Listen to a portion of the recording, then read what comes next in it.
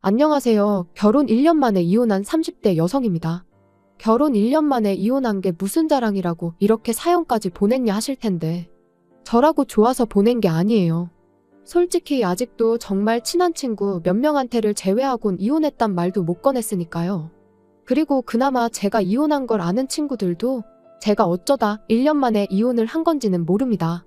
남편이 짠돌이라서 이혼한다는 게 어찌나 쪽팔리던지 차마 말할 수가 없었거든요.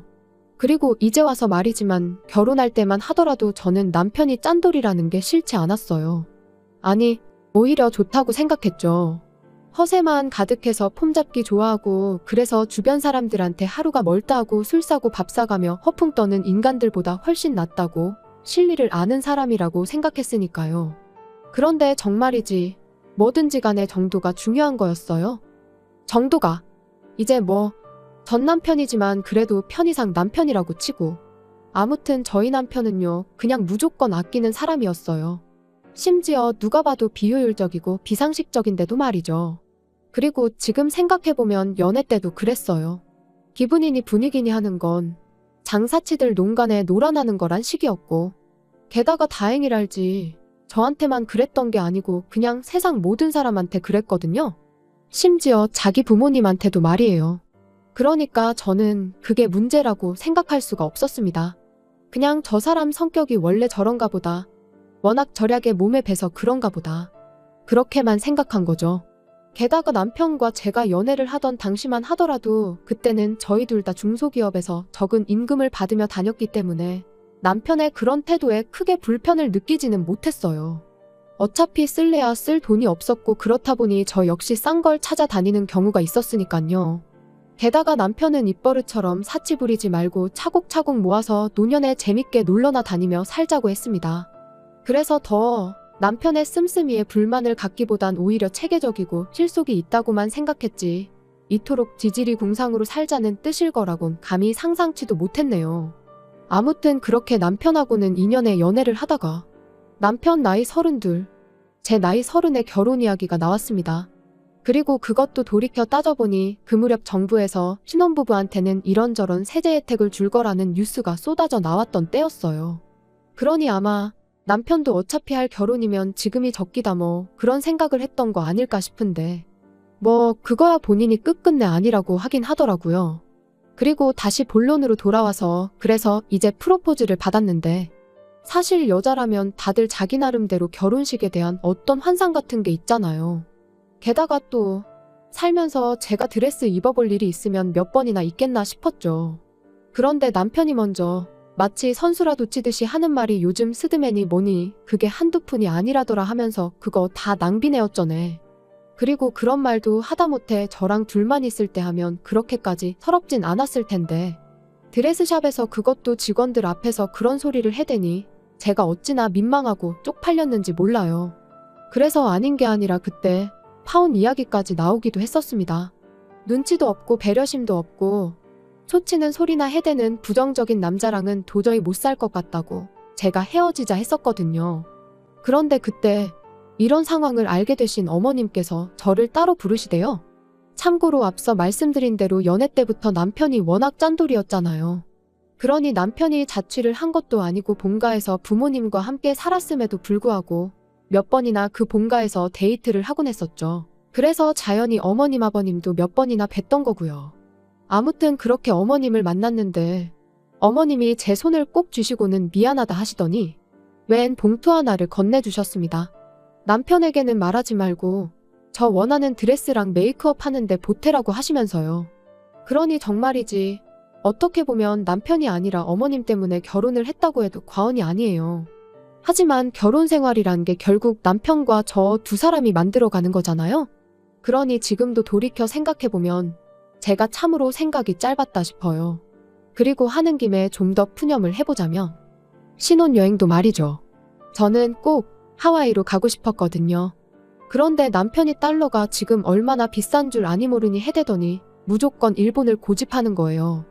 엔저라서 무조건 지금 가는 게 이득이라면서요.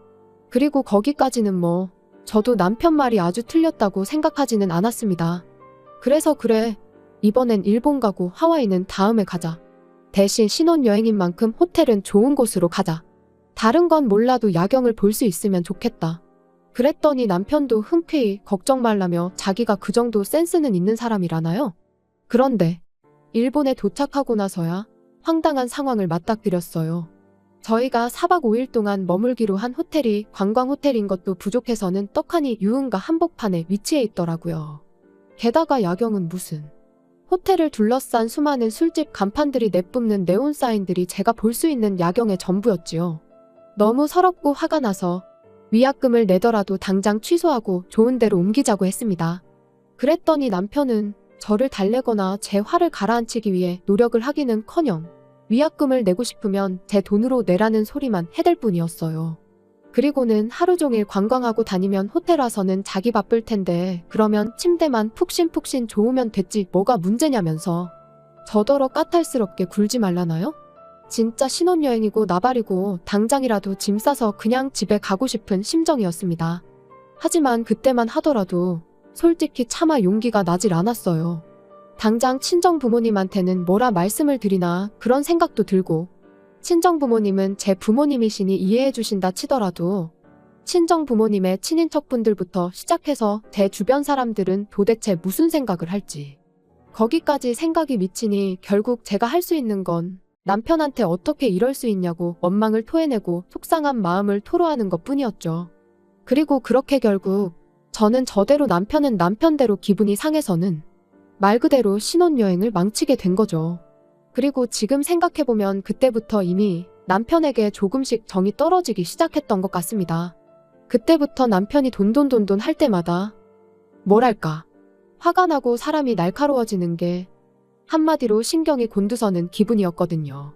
그러다 한편 결혼한 지 반년이 지나가던 무렵 제가 회사를 나와 아주 작게나마 제 사업을 시작하게 됐어요.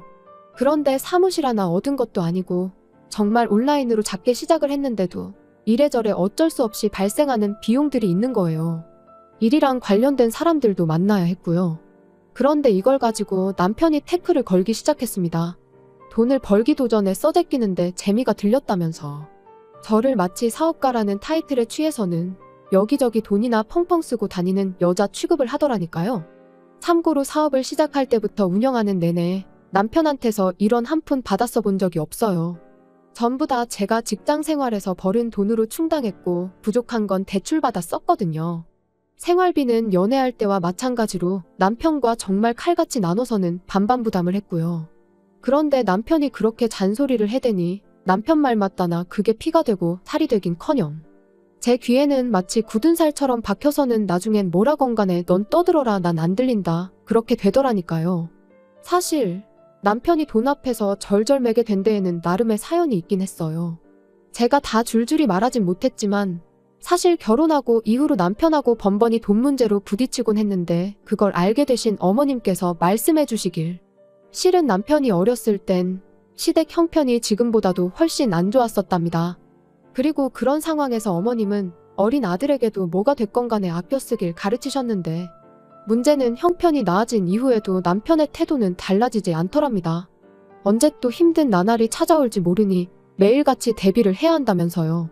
그리고 어머님 아버님은 어쨌든 남편이 그렇게 된 게 당신들 때문이라고 생각하고 계셨기 때문인지 그런 남편을 말리지도 어쩌지도 못하셨던 거죠. 그런데 저로서는 연애할 때는 그나마 일주일에 한두 번 만나서 데이트할 때나 보던 모습을 이제 하루가 멀다 하고 지켜봐야 했으니 말 그대로 스트레스가 이만저만이 아닌 게 저 인간을 내가 평생 감당할 수 있을까 싶더라고요. 그리고 그런 남편에게 결국 두 손 두 발 다 들게 된 일이 있었으니 친정어머니가 저희 집에 오셨던 날이었어요. 아무래도 제가 사업을 시작하고 바빠지자 제가 집안일에 좀 소홀해질 수밖에 없었는데 저는 이 부분 같은 경우도 솔직히 남편이나 저나 하는 일이 달라서 그렇지 어쨌든 맞벌이를 하고 있던 거잖아요.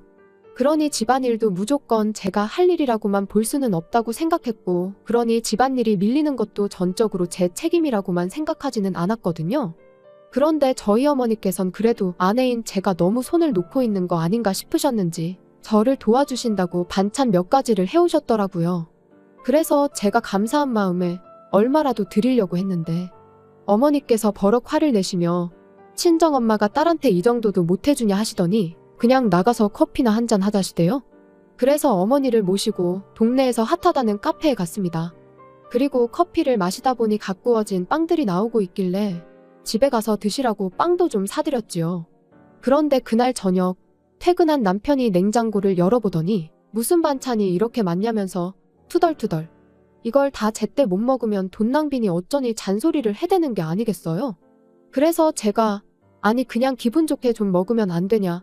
왜 먹기도 전에 괜히 그런 소리를 해서는 사람 기분 나쁘게 하냐 하곤 받아쳤습니다. 그리고는 우리 엄마가 해다 주신 거니까 당신이 안 먹어도 내가 다 먹을 거니 걱정 말라 했죠. 그랬더니 남편도 이제 마땅히 할 말이 없었는지 입술만 삐죽거리더니 이내 식탁 위에 있는 빵을 보고는 저건 또 다 뭐냐고 묻더라고요.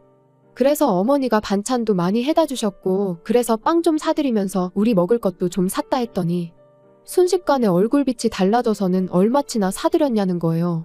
그래서 저도 솔직히 왜 묻는지 그 의도가 뻔히 보였으니까 싸우기도 싫고 해서 금액을 속였습니다. 3만 원치 산 걸 10,000원어치만 사드렸다고요.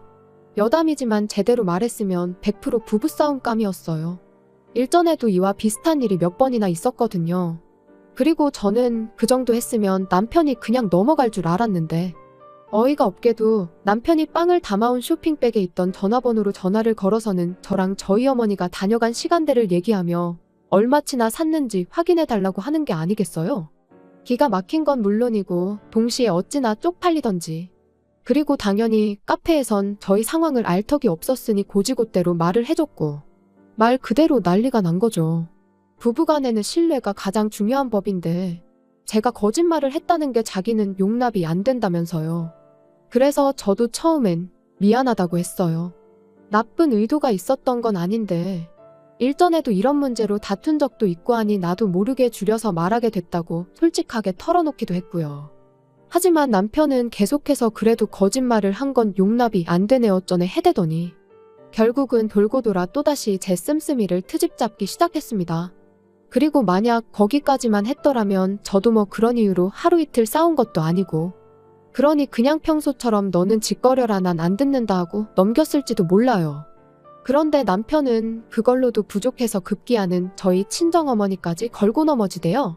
누가 저딴 반찬은 해달랬다고 당신 멋대로 해오셔서는 자식한테 빵을 3만 원치나 받아가시냐면서 말이죠. 그리고 그 말을 들으니 그땐 저도 눈에 더는 뵈는 게 없었습니다.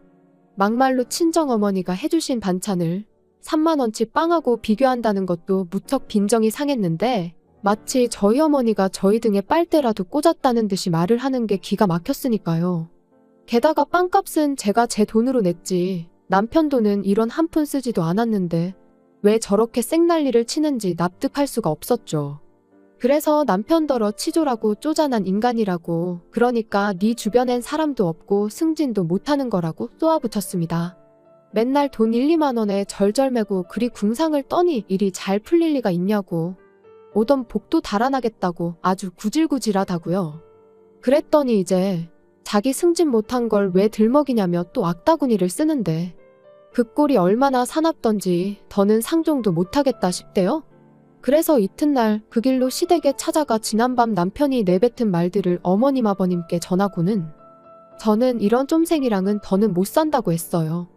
그랬더니 결국 팔은 안으로 굽는다고 어머님께서 그래도 남편이 결국엔 다 저랑 잘 살아보려고 자기 나름의 방식으로 애를 쓰는 거라며 저더러 너무 나쁘게만 생각하지 말라나요? 그리고는 어머님이 뭐 따끔하게 혼을 내주시겠다는데 제가 남편이랑 이런 일로 부딪힐 때마다 어머님한테 하소연을 해가며 살아야 한다 생각하니 그것도 막막한 게 어차피 헤어질 거면 한 살이라도 젊을 때 헤어지는 게 낫겠다 싶었습니다. 그래서 그 길로 남편한테 짐 챙겨서 나가라고 했어요. 어차피 월세니까 네가 안 나가면 내가 나갈 거고 그럼 너 혼자 월세 다 내고 살아야 한다면서요. 그랬더니 이 쫌생이 남편이 말로는 헤어지기 싫다면서도 짐 싸서 나가더라고요. 솔직히 어떻게든 저랑 살아보겠다고 바라기라도 하던가 아니면 저한테 매달리기라도 했다면 저도 흔들렸을지도 모르는데 끝까지 남편답게 행동해주니 저도 뭐 흔들리고 말고 할 것도 없이 쉽게 마음을 정리할 수 있었습니다.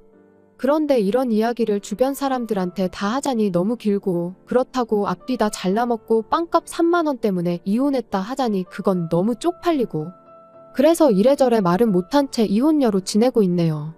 그리고 뭐 후기라고 하긴 그렇지만 남편도 남편인데 어머님한테 연락이 아직도 오기는 합니다. 원래 남자는 평생 구슬리며 사는 거라고, 그래도 적어도 다른 남자들 마냥 술, 담배 안 하고 여자 문제를 일으킨 것도 아닌데 저더러 다시 한번 생각 좀 해보지 그러냐면서요. 아마 어머님이 보시기에도 그나마 전화되니까 자기 아들이랑 살았다 싶으시니 저를 붙잡으시는 거겠지요? 물론 저는 조금도 흔들리지 않고 있습니다. 오히려 그런 연락이 올 때마다 그때 헤어지길 정말로 잘했다는 확신만 들어요. 이제 제가 식구든 친구들이든 만나면 누구 눈치 볼 거 없이 기분 좋게 밥도 한번 살 수 있고, 보고 싶은 공연도 이따금씩 보러 다니고 자유롭게 사는 지금이 너무 행복하니까요.